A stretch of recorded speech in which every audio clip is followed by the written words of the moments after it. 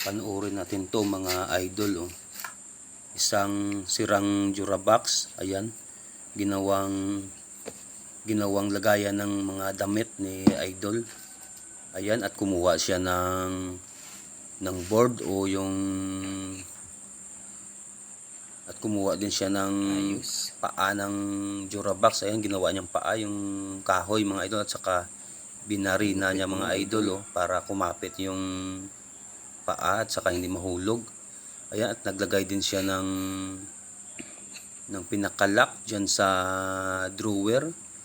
Ayan na yung drawer ng Durabox mga idol. Kinating niya. Ayan, kinating niya mga idol. Ayan, ginamitan niya ng pangkating. Ayan, sinukatan niya mga idol. Ayan, sinukatan niya, nilagari niya yan mga idol. At saka ininit niya para matupi yung drawer mga idol. At saka ginamitan niya ng pliers. Ayan, nilagari niya ulit. Ayan, kumuha ulit siya ng plywood or playboard mga idol, at saka in-screw niya yan mga idol. Ayan, ayun pala yung ginawa niyang pinaka cover ng Durabox mga idol. Napakatindi ng symbol ni kuya mga idol. Ayan, at sinukatan niya din yung sa taas mga idol.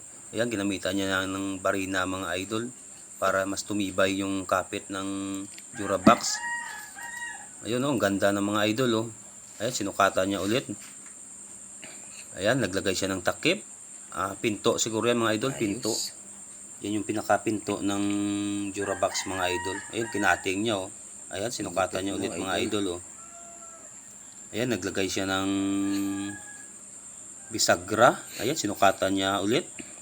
Ayan, ginamitan niya ng barina ayun, ikinabit niya yung pinto. Ayan, naglagay ulit siya ng bisagra dyan sa kabila at sinukatan niya din ulit yan. Ayan, binarina. Ayan, sinander niya yung at saka pinakinis. Ayan mga idol, ang ganda na parang bagong bago. Ayan, napakagandang kabinet yan mga idol. Pwede yung lagayan ng mga damit yan mga idol. Ang talented talaga ng pagkakagawa ni kuya. Kung nagustuhan niyo yung video mga idol, paki-like and share naman mga idol.